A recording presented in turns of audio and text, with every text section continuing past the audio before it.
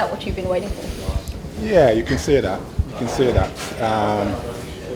It's a good performance, all the things that we spoke about even before we got here, and things that we'd done in previous series wins, we managed to put it together today, and it was a polished performance, And obviously, the Aussies had qualified already, but they still wanted to win this game, obviously. And but we played a good game today, so I'm very pleased. How impressive was the knock from your captain? Yeah, but look, he's been playing well the whole time, and he's just not been able to get the runs like he got today. Got himself out a couple of times, but today, for whatever reason, South Africa Australia games, he tends to bring the best out of in him, and I think he said that somewhere before. So to see him play the way that he played today, I wasn't surprised, but I was pleased that he actually carried on and got to 100. And he could have probably got a few more as well, but Rassi also played well too. The partnership between them two in the middle overs was outstanding. Just talking to some of the players, some of them mentioned how that was one of the best matches of their careers. What is it like from your view, looking at that match and the intensity? Well, looking at what has gone on before and the disappointment of what had gone on before, it was good that we, and I said to them, as much as we've let ourselves down, we still owe it to ourselves to put in a good performance, to finish the tournament well. So from that point of view, it was very good.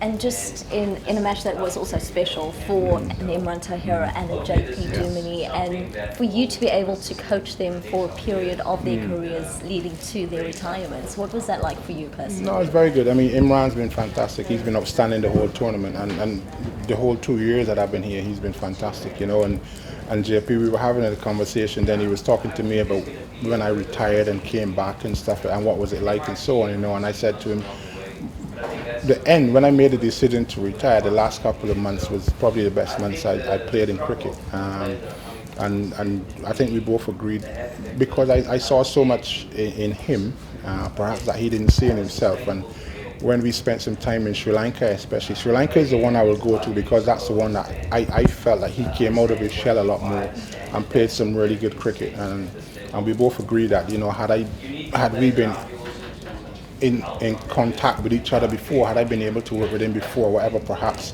I might have been able to get more out of him, But he's made the decision to retire, and I wish him well in the future, of course. When you look back at this World Cup, what is the high and which is the low? Well, the low is obviously going home tomorrow. That still stings at the moment. The high, I don't know. I'll need to think about that. Winning today has been great, because what I liked especially about today is the fact that we had nothing to play for really, apart from, and I kept saying to the guys, let's talk about pride, because we came here with pride, so we had nothing to play for really, but we still put in a great performance, I thought, and it's a shame that it's come in the last week. We always spoke about, from the beginning, we spoke about playing our best cricket in the last week. The first week, 3 games in the first week proved to be too much for us, for where we were with our intensity and everything else. But the last week, we've won the last 2 games, and whilst it's a nice feeling, it's still a bitter feeling, because, like I said, we're going home tomorrow. In the role as head coach, can you give us a sense of how you've grown in your love for the game of cricket? Working in South Africa, it's got its challenges, but the players have really responded well to my brand of coaching. We've had a really good time. I think if you take the World Cup in isolation, then you will think that we haven't done very well. But when you look at the overall picture of the last 18 months working with the Proteas, where we've won we've only lost one ODI series. We've won it away in Sri Lanka and away in Australia. To me, the test match loss to Sri Lanka hurts as much as this, if not more, to be honest. Losing at home to Sri Lanka, but I've really enjoyed it. We don't know what's going to happen yet, so I will look back on this period in my life, in my career, with great memories, to be fair.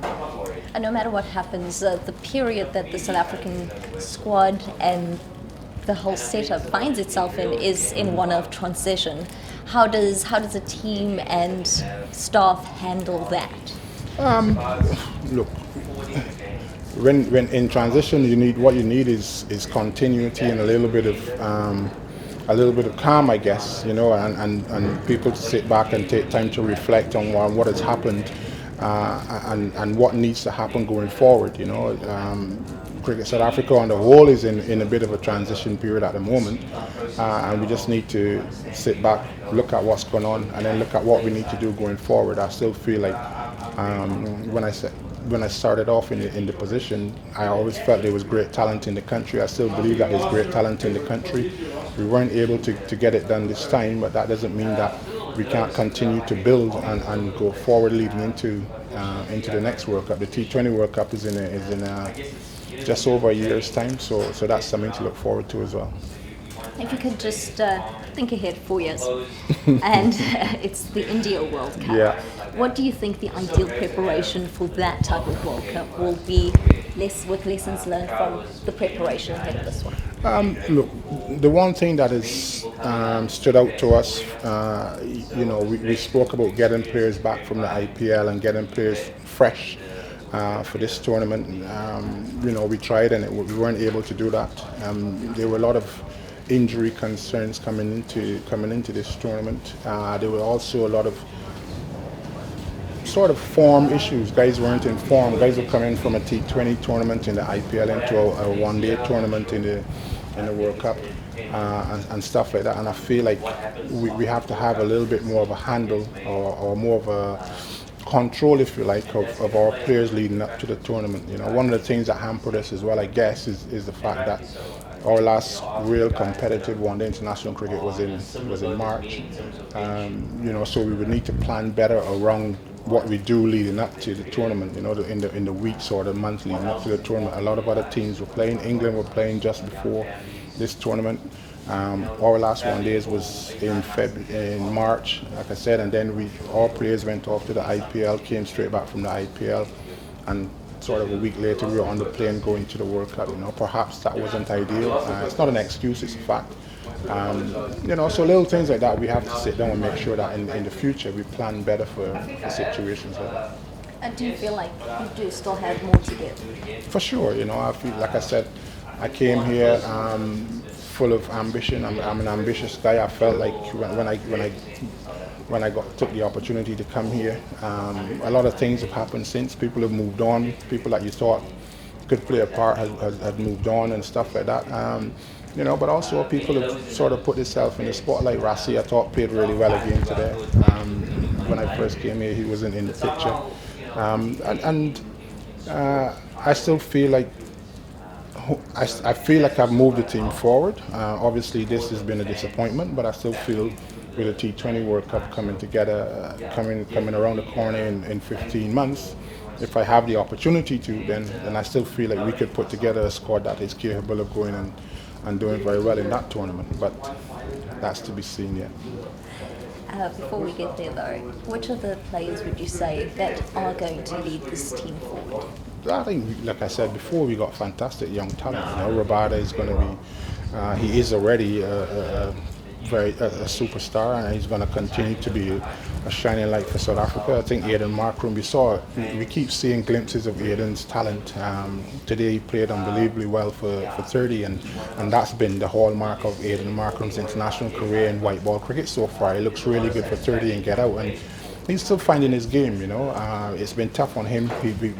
I was desperate to get him in the team, so sometimes I put him at the open. Sometimes he's had to bat 3, sometimes he's batted 5, which is perhaps not ideal for him, but he's such a good player and such a versatile player. We felt like I wanted him in the team in any position, but with Hashim, whatever happens with Hashim, the opportunity for Aiden to perhaps open and spend some time opening, get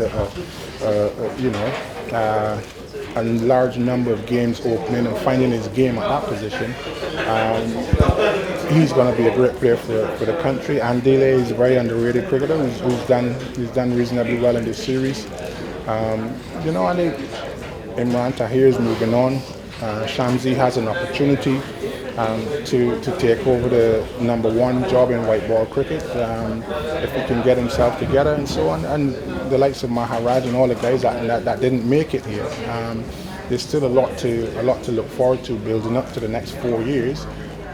Often what happens once the World Cup finishes, then you start to build for the next 4 years, and then you look around the country.